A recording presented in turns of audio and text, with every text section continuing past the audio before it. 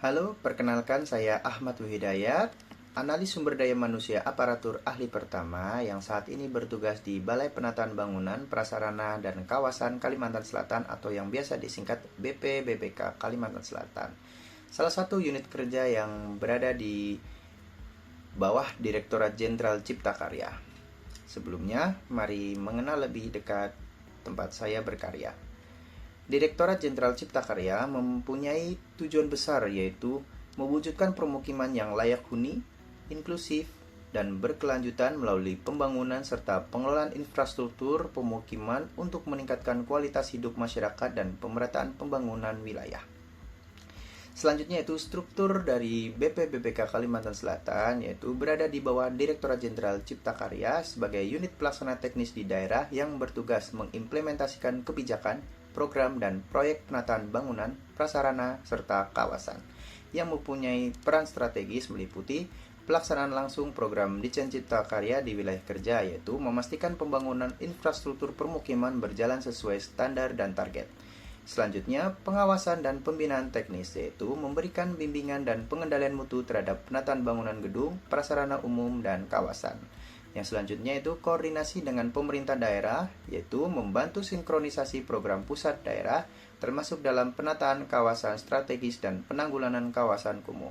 Dan yang terakhir, penguatan kapasitas dan kesiapsiagaan, yaitu mendukung keberlanjutan infrastruktur serta mitigasi bencana pada bangunan dan kawasan. Yang selanjutnya itu peran saya sebagai analis sumber daya manusia aparatur ahli pertama di unit kerja saya itu sebagai pengelola dan pengembang SDM aparatur di unit kerja dengan fokus pada analisis kebutuhan dan perencanaan SDM sesuai tugas dan fungsi unit kerja, pengelolaan administrasi kepegawaian meliputi data, kinerja, mutasi, pangkat, cuti, dan pensiun. Selanjutnya itu pengembangan kompetensi pegawai meliputi pelatihan, sertifikasi, pembinaan karir. Selanjutnya pembinaan dan pengawasan disiplin serta budaya kerja berakhlak ASN. Dan yang terakhir pelaporan dan evaluasi profil dan kinerja pegawai. Selanjutnya yaitu layanan yang bisa saya bantu hadirkan di unit kerja saya yaitu layanan administrasi kepegawaian. Selanjutnya layanan penilaian dan pembinaan kinerja, layanan pengembangan kompetensi, layanan data dan informasi kepegawaian, dan terakhir layanan konsultasi dan pembinaan disiplin. Selanjutnya yaitu standar layanan yang harus saya capai yaitu melaksanakan pelayanan publik yang akurat, cepat, transparan, responsif, dan aksesibel. Selanjutnya, kontribusi yang dapat saya lakukan pada tujuan besar dari Direktorat Jenderal Cipta Karya yaitu menjamin ketersediaan SDM yang kompeten dan siap menjalankan program, menjaga kinerja dan kedisiplinan pegawai, memfasilitasi pengembangan kompetensi pegawai, dan terakhir, menyediakan data SDM yang akurat untuk perencanaan pusat. Selanjutnya yaitu refleksi diri dari diri saya yaitu untuk menjadi Smart ASN yang berdampak adalah belajar terus tanpa henti.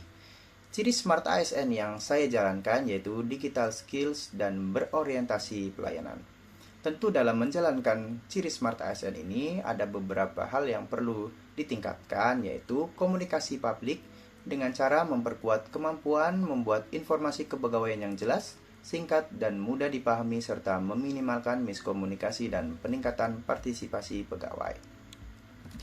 Selanjutnya ada hal yang sederhana yang bisa saya lakukan agar kinerja layanan unit lebih baik dan berdampak, yaitu saya akan melakukan sharing knowledge mengenai kepegawaian dan teknologi informasi yang dapat mempermudah rekan kerja dalam melaksanakan tugas atau pekerjaan sehari-hari. Sekian yang dapat saya sampaikan. Terima kasih.